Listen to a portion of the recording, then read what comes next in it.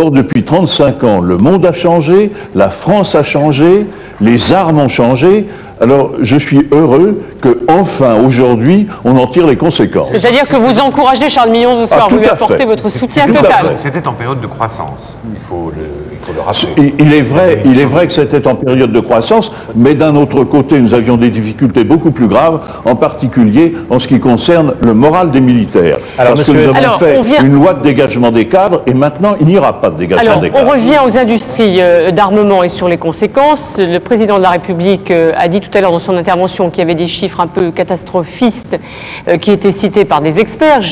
Il ne vous a pas cité, François Hesbourg, mais peut-être vous visez-t-il parce que vous dites en gros la restructuration des industries d'armement, ce sera aussi lourd que la restructuration de la sidérurgie, c'est-à-dire 50 à 75 000 emplois de moins. C'est pas trop ça ce que vous dites? D'abord, un mot sur cette comparaison. La sidérurgie est une comparaison favorable, car dans la sidérurgie, ça s'est finalement, au bout du compte, bien passé. On a une sidérurgie aujourd'hui qui est compétitive et profitable.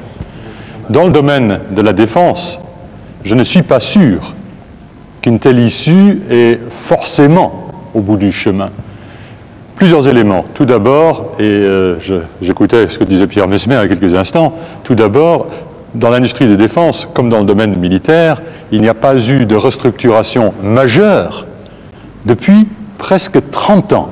C'est tout à fait extraordinaire. Les dernières grandes restructurations industrielles ont eu lieu entre 65 et 68, avec la création des grandes sociétés que nous connaissons aujourd'hui. Nous avons encore en France aujourd'hui 7 grandes sociétés d'armement, alors qu'au Royaume-Uni, vous en avez 2, en Allemagne, vous en avez 1, et aux États-Unis, vous en avez une petite dizaine, pour un pays qui a un budget de la défense qui est 5 fois supérieur au nôtre. Donc, de toute évidence, il y a un problème. Deuxième élément, c'est que le budget d'équipement militaire a diminué en termes réels de l'ordre de 20% l'année dernière. Mais quand vous avez 20% de commandes en moins, et quand en plus les exportations baissent, il n'y a pas de secret. Il y a moins de travail pour les gens.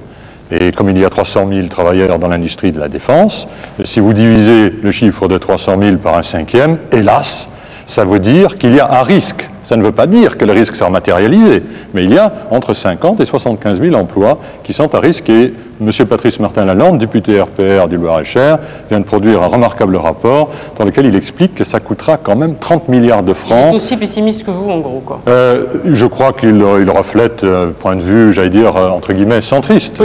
Il a raison d'être pessimiste, François Hesbourg. Les chiffres qui sont donnés, qui ont été donnés par le Parlement, sont des chiffres de l'ordre de 65 milliards de francs nécessaires pour les restructurations et pour éviter les licenciements, donc les plans sociaux. Mais le nombre d'emplois qui sont en jeu est considérable. Mais simplement, il faudrait poser le problème là aussi dans son ampleur, c'est-à-dire problème stratégique, problème économique et problème social.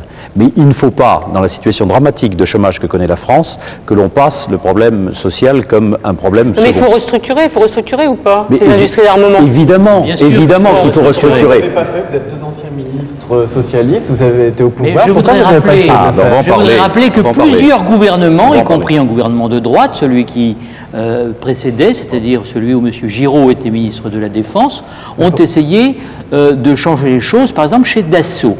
Et ce n'est pas la première fois qu'un gouvernement s'y casse les dents. Et tant que le rapprochement Dassault aérospatial n'aura pas été réalisé, je suis comme saint Thomas.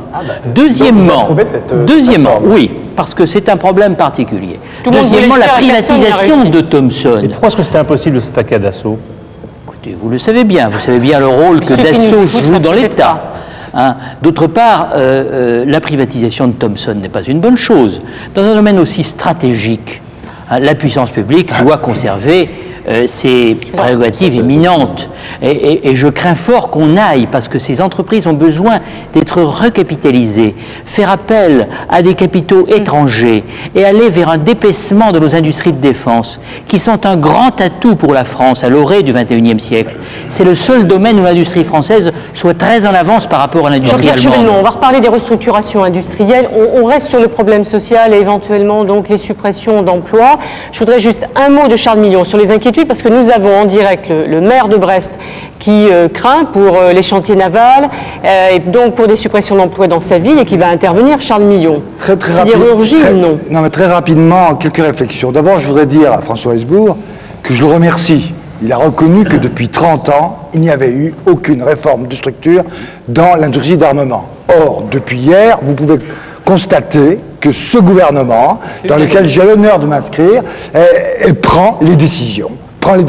Et il les a pris, et pour Thomson, même s'il ne vous plaît pas, et pour le pôle aéronautique, comme l'a dit le président de la République. Est-ce que ce sera une société nationale ? Deuxièmement, je voudrais rappeler aux anciens ministres socialistes qui sont ici qu'aujourd'hui, je dois gérer le GIAT. Que le GIAT, ce n'est pas moi qui l'ai institué. Et qu'aujourd'hui, je suis obligé de recoller des pots cassés par d'autres. Première fois. Je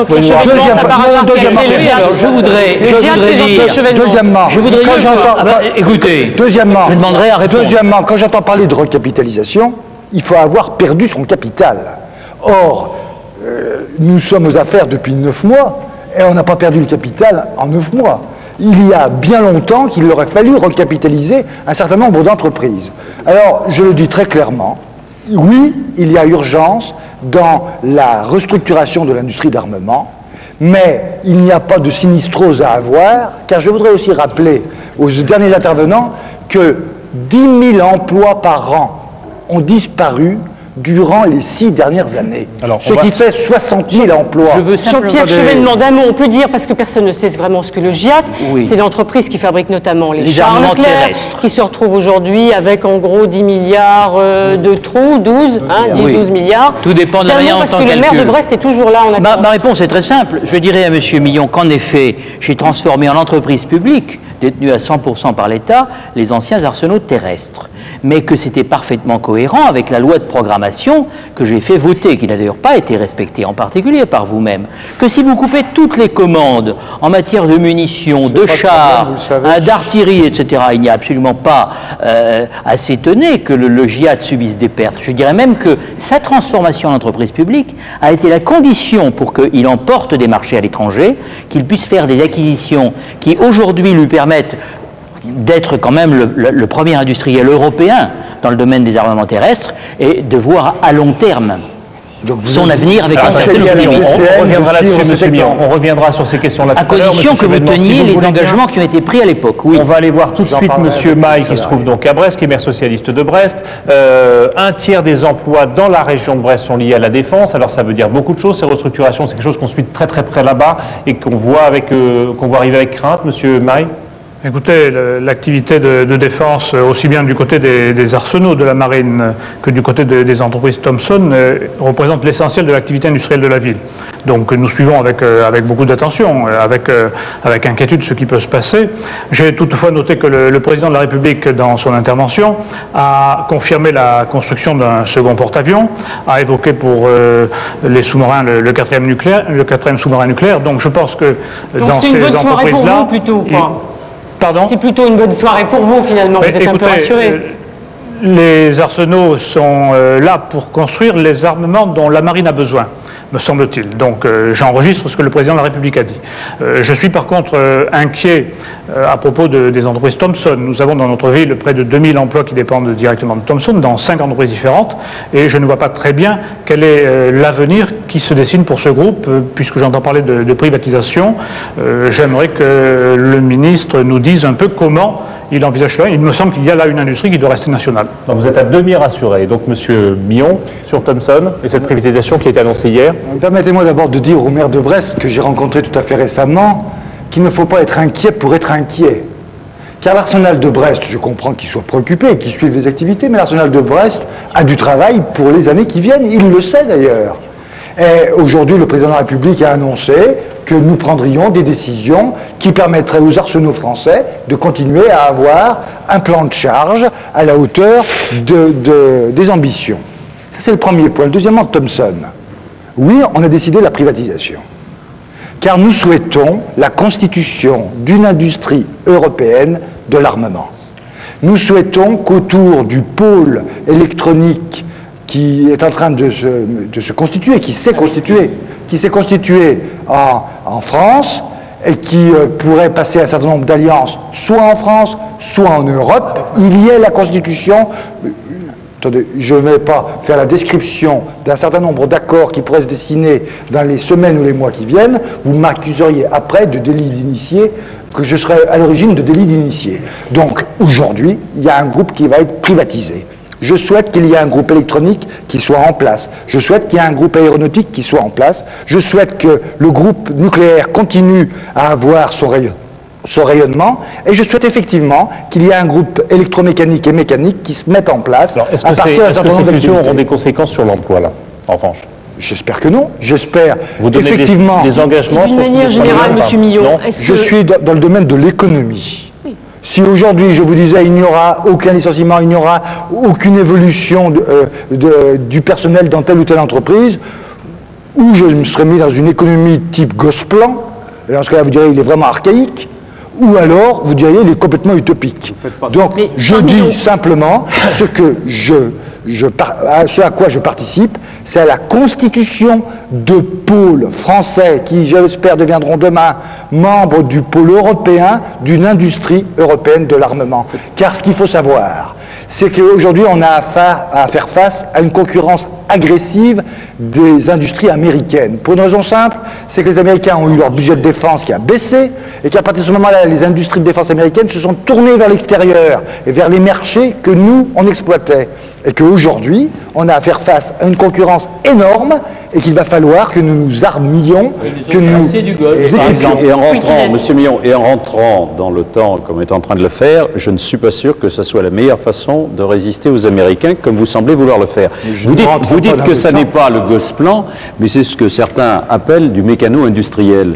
Vous nous expliquez qu'il faut privatiser Thomson pour mieux entrer dans les structures européennes, et dans le même temps, vous êtes en train de vouloir fusionner, je suis comme Jean-Pierre Chevènement, je pense que ça n'est pas encore fait, vous essayez de fusionner une entreprise à 100% nationale aérospatiale, qui n'est pas rien, et une entreprise qui est privée, même si le capital est encore à 50% de l'État, Dassault. Expliquez-nous, ça c'est important, est-ce que ça sera une entreprise nationale ou est-ce que ça sera une entreprise privée? D'abord un petit mot de M. Delmas peut-être. Non mais c'est important, excusez-moi. Il va répondre, bien sûr. On pourrait aussi préciser que le terme de mécano-industriel qu'emploie M. Quiles ce soir a été employé aujourd'hui par la vice-présidente du CNPF, Mme Clément. C'est ma référence. Ce soir. Non, mais... Alors, M. Delmas, et puis après la réponse de M. Moi, je voudrais faire trois remarques simples et me démarquer du pessimisme ambiant. Alors, je suis peut-être un optimisme béat, mais je pars d'un constat qui est celui que faisait Jean-Pierre Chevènement tout à l'heure, mais je n'en tire pas les mêmes conclusions que lui, c'est que la France s'est dotée, effectivement, incontestablement en Europe, et peut-être à l'échelle mondiale, de l'industrie d'armement la plus performante. C'est incontestable. Je veux dire, nos équipements sont au meilleur niveau mondial. Bon.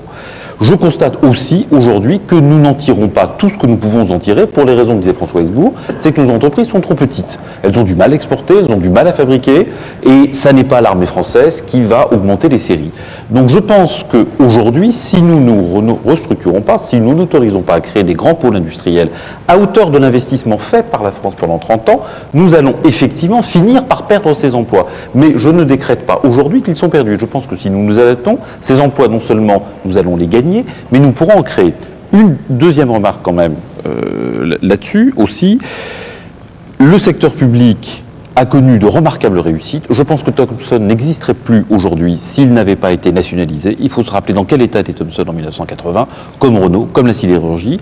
Je crois qu'il y a un cycle économique dans ce domaine et je pense qu'aujourd'hui, effectivement, personnellement, un groupe comme Thomson, mais comme Renault, a besoin d'être privatisé. Alors, une petite réponse de M. Millon, sur le mécano-industriel. Si vous voulez bien, on ira faire un tour à Brest où le maire veut s'exprimer aussi. Ce qu'on appelle le mécano-industriel, c'est prendre des pièces et les mettre ensemble.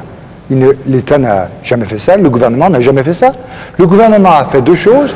Il est actuellement propriétaire de Thomson et il dit « nous souhaiterions que Thomson soit privatisé pour qu'ensuite Thomson puisse passer des alliances, car son statut actuel l'empêche aujourd'hui de s'adosser à des alliances françaises et européennes.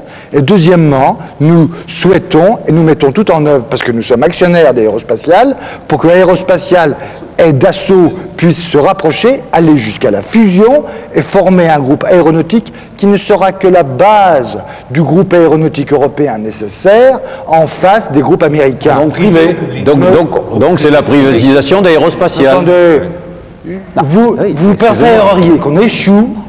Vous avez l'air de dire, ce soir, j'entends M. Chevènement et M. Quiles dire « Ah ah, vous n'arriverez pas à faire Dassault Aérospatiale ». On a l'impression Mais c'est de l'intérêt national. Mais M. Giraud a-t-il réussi à faire élire le président on est aussi conscient que vous de l'intérêt national, M. Millon. On est aussi conscient que vous. On vous demande, et je vous pose la question, et vous biaisez, est-ce que ce groupe sera un groupe national ou privé? C'est quand même assez simple. Il y a des milliers de travailleurs, de cadres, d'ingénieurs qui veulent savoir demain si leur patron sera un patron privé ou l'État. Enfin, quand même, c'est pas. Je ne comprends pas que vous preniez ça sur ce ton polémique. Non, mais pas du tout. Je ne prends pas ça du tout sur ce ton polémique. C'est sérieux? Je prends sur ce ton polémique le fait que vous ayez l'air de prendre avec dérision. Non, pas du tout. Eh bien, alors dans ce cas-là, vous saluez ce qui vient de se passer, ce que c'est quand même intéressant. Une entreprise publique comme Aérospatiale, est-ce que ça empêche les coopérations entre Aérospatiale et DASA? Il y a entre la France et l'Allemagne un très grand nombre de coopérations dans le domaine des hélicoptères, dans le domaine des missiles, maintenant des satellites, et dans le domaine des avions civils, Airbus, qui sont entre une entreprise publique, une grande entreprise publique comme Aérospatiale, et puis DASA, qui est la filiale de Daimler-Benz. Donc la transformation de statut de l'entreprise, sa privatisation n'est nullement nécessaire, et on peut légitimement être inquiet, Monsieur le Ministre, de la privatisation d'industries de défense qui sont au cœur de notre souveraineté. Alors que, au fond, vous immolez notre appareil de défense sur l'autel de Maastricht, car en définitive, toutes ces coupes budgétaires. Mais oui, Jean-Pierre Chevènement, on attendait. Le budget de la défense est considéré comme un gisement d'économie. C'est la direction du budget qui, en France, fait la politique de défense. Et vous vous contentez de la mise en musique, M. Girard. Il ne sait pas compter, permettez-moi de vous le dire. Est-ce que c'est important que ce groupe soit privé ou public? Et qu'est-ce qu'il sera en définitive? Quelles sont les entreprises d'armement qui dominent actuellement le marché mondial? Ce sont les entreprises américaines. Sont-elles privées? Sont-elles publiques? Est-ce que les entreprises allemandes ou les entreprises britanniques qui actuellement sont en train d'affirmer leur présence sur le marché européen, sont-elles privées? Sont-elles publiques? Je pose un certain nombre de questions. Oui, donc Aérospatiale privée.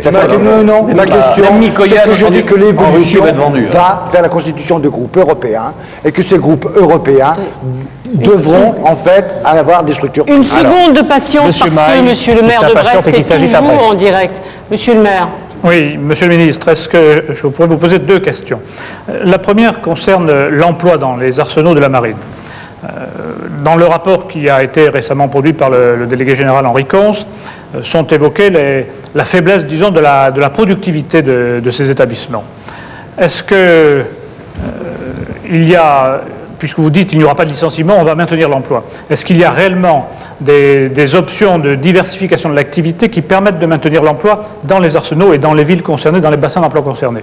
La deuxième question, Monsieur le ministre, c'est, vous avez évoqué tout à l'heure la construction d'une grande industrie de la France et de l'Europe.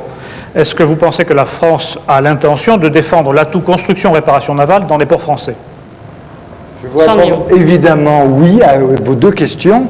À votre première question, nous ferons tout, et j'ai commencé, comme mes prédécesseurs d'ailleurs avaient engagé la bataille économique pour trouver des marchés extérieurs. Car c'est évident que les arsenaux français ne pourront continuer à se développer ou même à avoir leur activité d'aujourd'hui sans qu'il y ait ouverture sur des marchés extérieurs. Et c'est la raison pour laquelle nous mettons tout en œuvre pour faciliter l'exportation.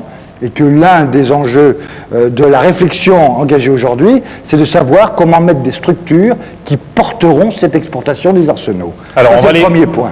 Le deuxième point, concernant les arsenaux et l'Europe, il est bien évident que le gouvernement français aidera à ce que les arsenaux s'inscrivent dans une démarche européenne. Et on l'a déjà fait, puisque le maire de Brest le sait bien, il y a un certain nombre de frégates qui actuellement sont fabriquées dans les arsenaux français et qui sont le résultat de programmes européens. Alors on va refaire un saut, si vous voulez bien, au journal Le Parisien, où Alexandre Vallat a une question à poser. Alexandre Vallat, on vous écoute? Oui, bonsoir. Allô? Bonsoir. Oui, bonsoir. J'aurais aimé poser une question à M. Millon, mais avant, j'aurais aimé faire une petite parenthèse et rappeler à M. Kilas qu'il y a un groupe de travail qui va étudier pendant 2 ans le rapprochement d'Assaut Aérospatiale. Bref, M. Millon, comment comptez-vous financer la restructuration de l'industrie de l'armement? Dans la série, combien ça coûte et comment on fait? Actuellement, nous mettons en œuvre un certain nombre de procédures pour que se constituent des groupes et qu'il y ait un plan stratégique qui soit défini par les partenaires économiques. Ensuite, évidemment, si cela est nécessaire, l'État participera à la recapitalisation des entreprises où elle est soit majoritaire, où elle est majoritaire soit à 100%, soit pour un pourcentage très important. Et je l'ai dit aux salariés du GIAT, je l'ai dit à un certain nombre d'entreprises telles que Aérospatiale ou SNECMA, c'est que nous assumerions toutes nos responsabilités en matière de recapitalisation dès que les plans stratégiques auront été définis. Bon, alors on arrive grosso modo au terme de l'émission. Je voudrais bien qu'on fasse un petit tour assez rapidement de chacun pour voir, mais de façon assez brève. Remords de Philippe Delmas. Très courte à poser à Jean-Pierre Chevènement. Vos conclusions sur ce qui a été annoncé ce soir, notamment par M. Chirac. J'ai juste une question très courte à poser à Jean-Pierre Chevènement. Et l'armée professionnelle. Philippe Delmas. Je peux poser une question à Jean-Pierre Chevènement. Alors très court. Alors, très simplement, moi il y a une chose que je ne comprends pas sur ce débat entreprise publique, entreprise privée. Je pense que c'est une question d'efficacité. Mais dans le secteur de l'armement, c'est-à-dire quand vous regardez de quoi vit une entreprise d'armement, 80% de son activité, c'est des achats de l'État français. 20% de son activité, c'est des exportations qui sont toutes une par une autorisées par l'État français. Les programmes sont définis par l'État français, surveillés par l'État français, payés par l'État français.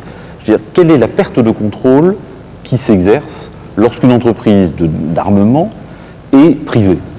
Qu'elle soit privée ou publique, quelle est la différence? Je vois une différence en termes d'efficacité économique, c'est grâce à ça qu'on a sauvé Thomson, mais en termes de contrôle, quelle est la différence? Je vais vous prendre deux exemples.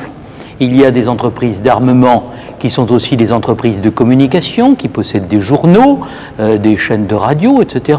Et on peut se poser la question de savoir si c'est bien opportun. Et puis, deuxièmement, il est clair que quand on ouvre son capital à des entreprises étrangères, cela peut aboutir à des transferts d'activités, de centres de décision. Et je crois savoir, par exemple, que pour Aérospatiale, se pose le problème de l'usine de Cannes, et qu'il y a beaucoup de régions où des problèmes se posent, les régions les plus militarisées d'une certaine manière, je pense à des régions comme le Var, etc. Toutes ces régions peuvent s'inquiéter de ces restructurations qui sont à l'horizon. Aérospatiale est une entreprise publique. Cannes, c'est Aérospatiale. Aérospatiale est une entreprise publique. Donc, oui, bien sûr. Ça prouve bien que les problèmes sont les mêmes. Alors, d'ores et déjà, on assiste à un certain nombre de glissements, mais combien plus grand ne serait-il pas si ces entreprises étaient privatisées? Chacun sait que l'industrie allemande pèse 2 fois le poids de l'industrie française, que son cash flow est très supérieur. En termes de défense, pas dans le domaine de la défense, dans le domaine d'ensemble. Mais Daimler-Benz, monsieur Hesbourg, est la maison mère de DASA.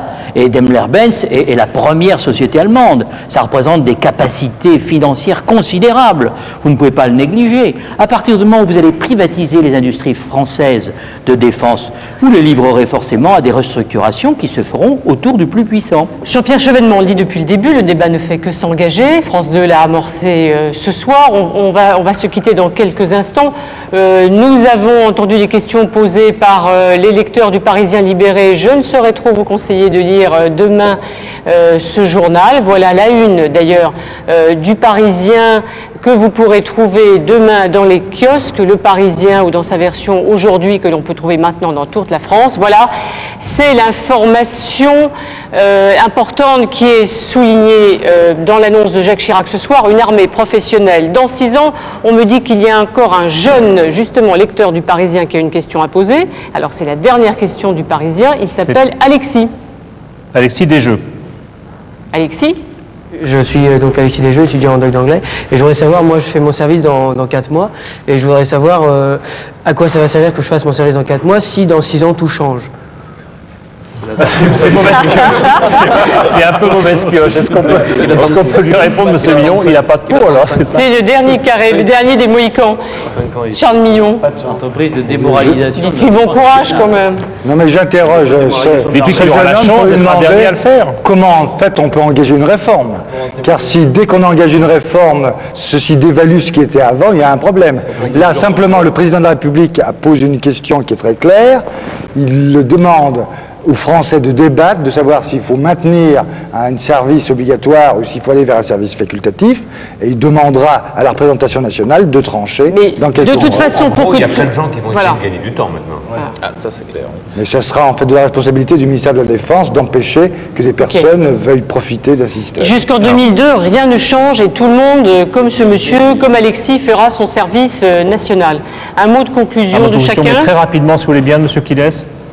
Moi, je l'ai dit, je pense qu'effectivement une évolution de l'armée est nécessaire. Je pense néanmoins que la réforme est mal engagée, car il faut que nous ayons un débat qui ne se limite pas à quelques échanges de cette nature, et avant que le Parlement ne tranche, il faut que les forces vives de la nation concernées par le service militaire et toutes ces formes de service civil auxquelles personnellement je ne crois pas beaucoup, soient effectivement consultées. Et je suis assez déçu par la présentation faite par M. Chirac tout à l'heure, notamment en ce qui concerne les missions. Merci, M. Marceau, si vous voulez bien. Le président de la République vient de lancer un très grand débat, je crois que tout le monde doit y participer. Je vous rappelle qu'on a connu dans notre pays un consensus sur la défense pendant pas mal d'années, notamment sur le nucléaire, ce qui a été assez difficile à réaliser.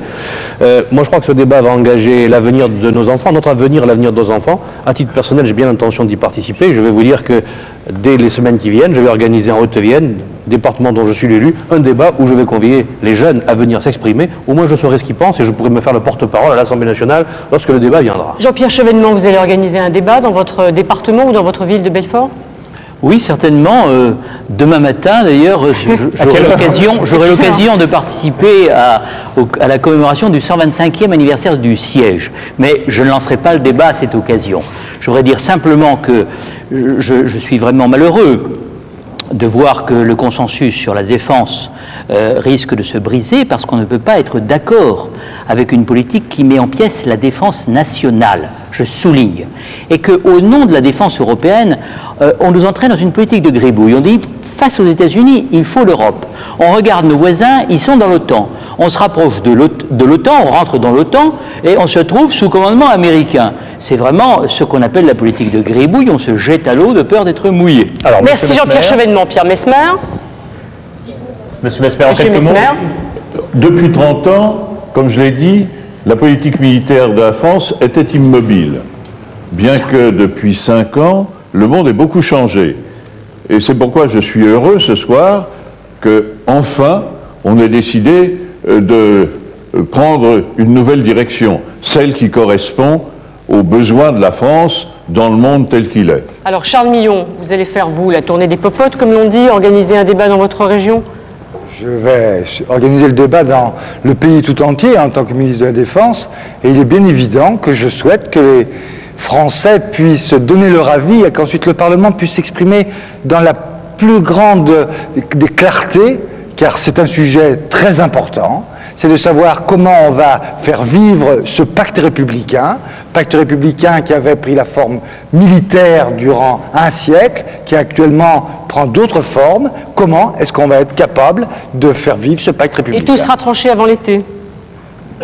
La loi de programmation militaire sera votée avant l'été. Pour ce qui est de la loi sur le service national, soit avant l'été, soit au cours du dernier trimestre de cette année. Voilà, fin de cette émission. Merci de l'avoir suivi. Nous avons essayé donc pendant ces 2 heures avec vous tous qui nous avez fait la gentillesse d'être ici, avec tous ceux qui l'ont préparé, et bien d'essayer un petit peu de comprendre quelles seront les conséquences de ces engagements, de cette réforme très importante annoncée ce soir sur France 2 par Jacques Chirac. J'espère qu'on vous a apporté quelques éléments déjà de compréhension, mais ce n'est jamais que le début, le tout début d'un débat voulu par le président de la République, d'un débat national sur cette question qui sera tranchée évidemment en bout de course par l'Assemblée nationale. Je vous souhaite une bonne soirée sur France 2.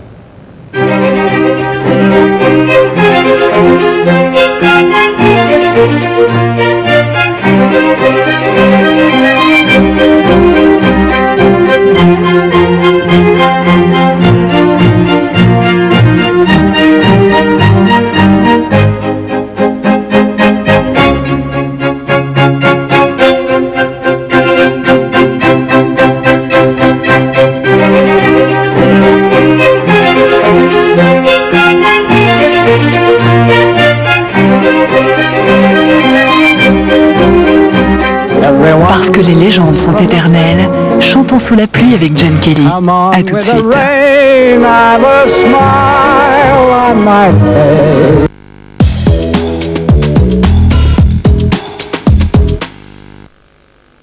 Mais les mini-doux, vous êtes tout nouveaux?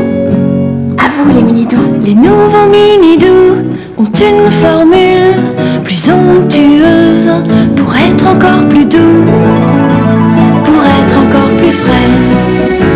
Nouveau mini-doux. Quand le doux est si frais et le frais si doux, c'est mini-doux, douceur extrême.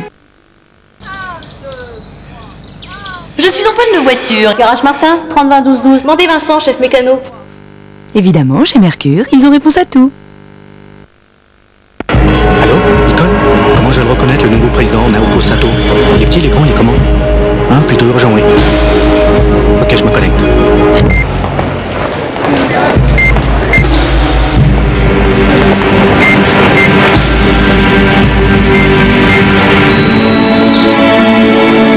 Bonjour madame. Itinéris lance 4 formules d'abonnement pour que chacun ait sa façon d'aller plus loin. Pour choisir la vôtre, appelez-nous.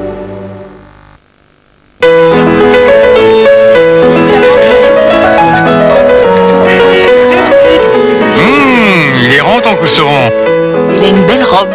Il a une belle couleur ce cousteron. Il a du corps. Et du bouquet. Cousteron, le bon fromage du pays.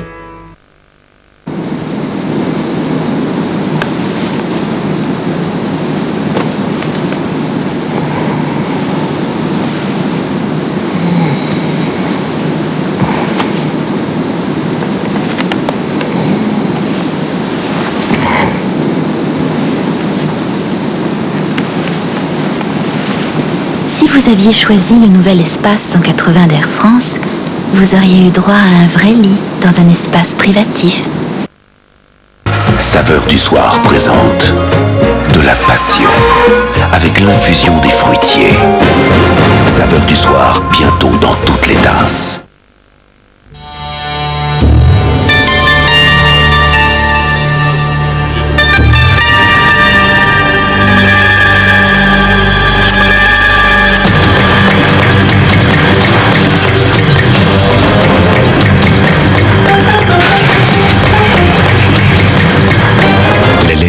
Cool Wool vous aide à garder la tête froide.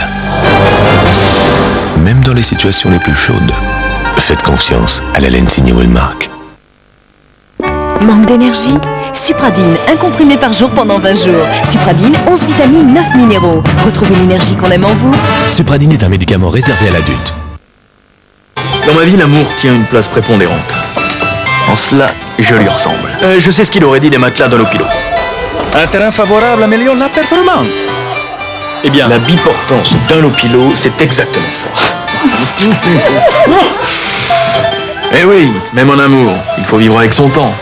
Oh. Avec la biportance d'Allopilo, dormez comme vous aimez. Heinz déclare le retour des États-Unis d'Amérique. Jusqu'au 2 mars, les produits Heinz sont gratuits et vous pouvez gagner 1000 $. Appelez vite le 36 68 50 54. Pour un brossage encore plus efficace, brosse à dents Colgate Total. Nous consommons tous de l'énergie nucléaire. Et ce que fait Cogema n'est pas difficile à expliquer. Voilà. Cogema extrait l'uranium, puis l'enrichit pour fabriquer le combustible, source d'énergie des centrales nucléaires. 10 grammes suffisent pour les besoins en électricité d'une famille pendant 1 an. Ce combustible, une fois usé, Cogema le recycle pour en faire un nouveau combustible, une nouvelle source d'énergie. Cogema, la matière première de l'électricité nucléaire. Mes parents ils me disent de me brosser les dents le midi après manger. Je leur réponds ouais, ok. Mais comme je veux et où je veux. Surtout où je veux.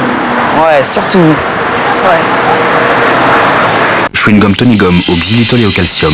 Quand vous ne pouvez pas vous brosser les dents, marchez Tony Gomme.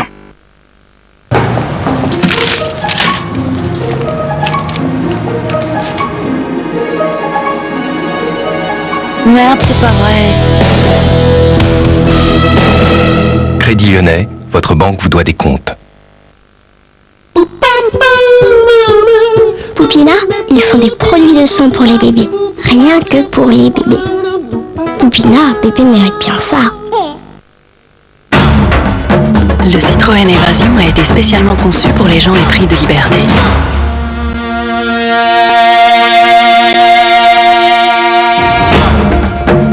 Malheureusement, les gens épris de liberté ne sont pas tous conçus comme le Citroën Évasion.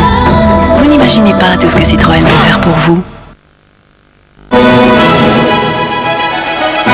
Il est rassurant de savoir que l'on peut toujours compter sur son opticien Chris. Chris, l'opticien de votre vie. Une paire personne, une imprimante. Hé, Géronimo, viens voir la nouvelle imprimante de papa. Regarde les beaux graphiques. Géronimo, pas les graphiques. Bon, maintenant ça suffit, Jérémy. Canon lance la BJC 4100, 2390 francs, pour que chacun ait son imprimante. Canon.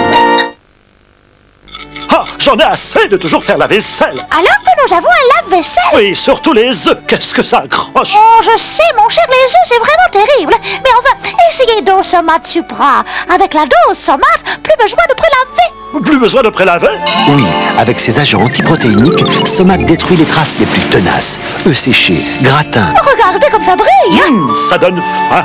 Somate Supra, lavé en machine sans prélaver à la main. Pour changer des œufs, voulez-vous un gratin, mon poulet?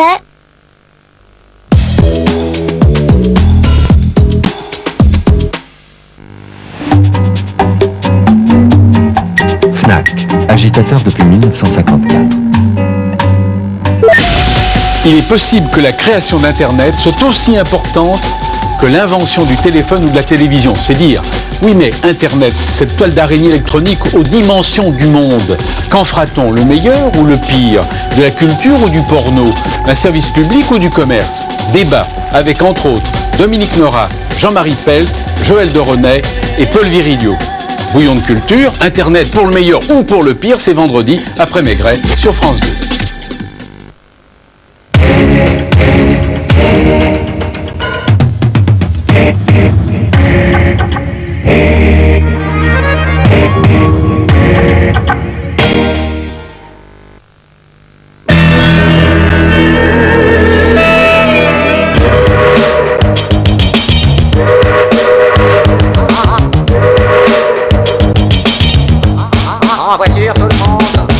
Quel que soit ton niveau, quel que soit ton âge, tu peux te former par l'apprentissage, quel que soit ton niveau, quel que soit ton âge, tu peux te former par l'apprentissage.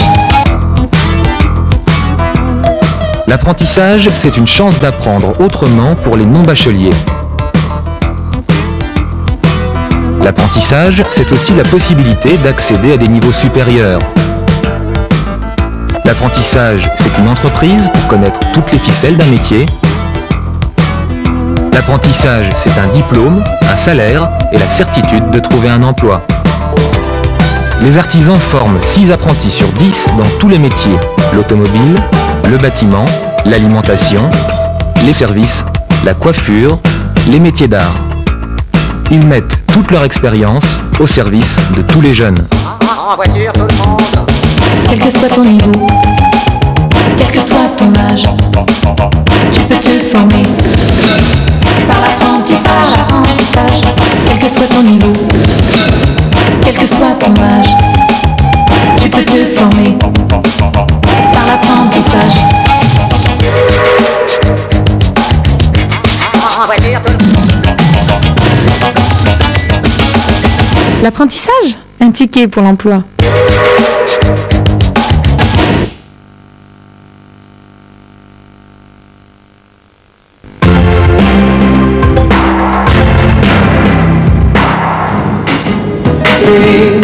L'hiver, quand la saison est terminée, quand les vacanciers ont quitté la plage, ils sont quelques-uns à arpenter la grève. Ils cherchent, ils scrutent, ils écoutent, dans l'espoir de trouver. Trouver l'objet oublié, l'objet perdu, et pourquoi pas, le trésor. Objet trouvé, c'est demain 20h50 dans Thalassa, sur France 3.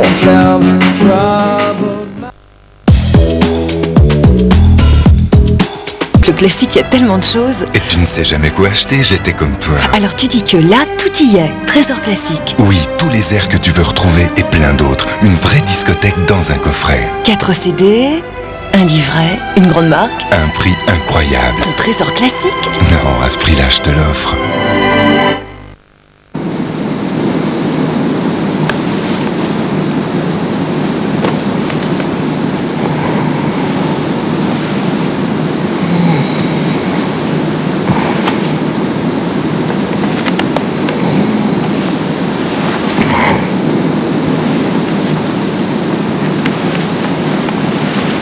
Si vous aviez choisi le nouvel espace 180 d'Air France, vous auriez eu droit à un vrai lit dans un espace privatif.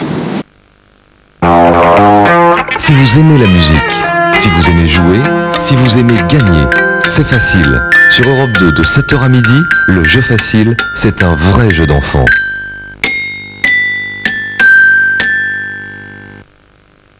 Monsieur, aujourd'hui, vous avez décidé de réduire votre facture d'eau. Oui. Vous ne vous êtes pas lavé? Non. Même pas les dents? Non. Ni même rasé? Vous n'avez pas fait de vaisselle? Non. Pas de lessive? Non plus. C'est bien, monsieur. Aujourd'hui, vous avez fait une grosse économie. Très bien. Vous avez économisé 2 francs. Sachez qu'aujourd'hui, avec la Lyonnaise des Eaux, le prix du litre d'eau est d'environ 2 centimes. Lyonnaise des Eaux, par respect de l'eau. Et tu as renvoyé le dossier à l'agence? Ouais. Qu'est-ce qu'ils ont dit? Donc c'est réglé. Ils ont signé. Je suis ravie. J'arrive à Lyon dans 2 heures. Excusez-moi, j'ai raté mon train. Enfin, on devait m'attendre à Avignon et Bien sûr. Vous composez le numéro et vous appuyez là. Merci. Allô François, c'est Stéphane. C'était de la course toute la matinée, j'ai raté mon train. J'aurai 1 heure de retard, ça te va quand même? Allez, Parisien, toujours à la bourre. Bien sûr, je serai là tout vite. Tout à l'heure. Vous êtes très aimable, c'est vraiment pratique. J'ai téléphoné à Avignon, je vous dois combien? Rien du tout, je vous en prie.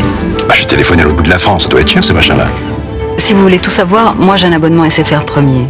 Avec lui, je téléphone d'un peu partout en France, dans les zones couvertes par SFR, bien sûr. Et je paye 2 francs hors taxe la minute. Que j'appelle Paris ou Marseille, que ce soit de chez moi ou d'ailleurs. Et c'est 1 franc la minute, toujours hors taxe, le soir et le week-end. Ceci dit, si vous avez envie de m'offrir un café, c'est différent. SFR, le monde sans fil est à vous. Allô Rémi, c'est François. Dis-moi, j'espère que t'as pas oublié pour ce soir. Tu es où là? À Rome. T'inquiète pas, j'ai pas oublié notre anniversaire. On est prévu à l'heure.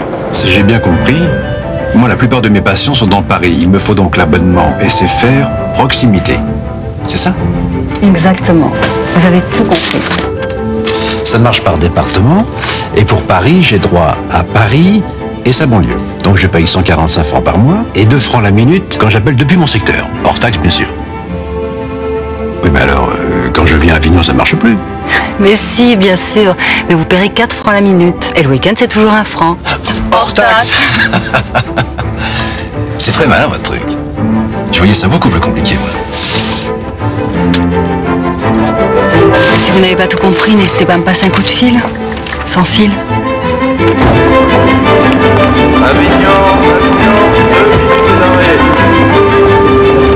Salut Frangin.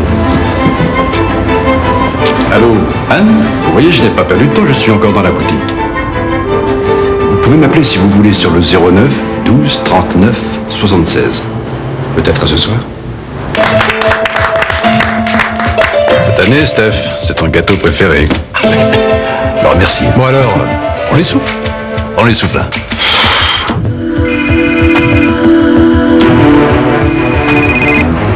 Ah, excusez-moi. Je crois que c'est pour moi. Anne? Non, vous ne me dérangez pas du tout, au contraire. Juste en train de dîner avec mes frères. Pour en savoir plus, 05 426 426. SFR, le monde sans fil est à vous.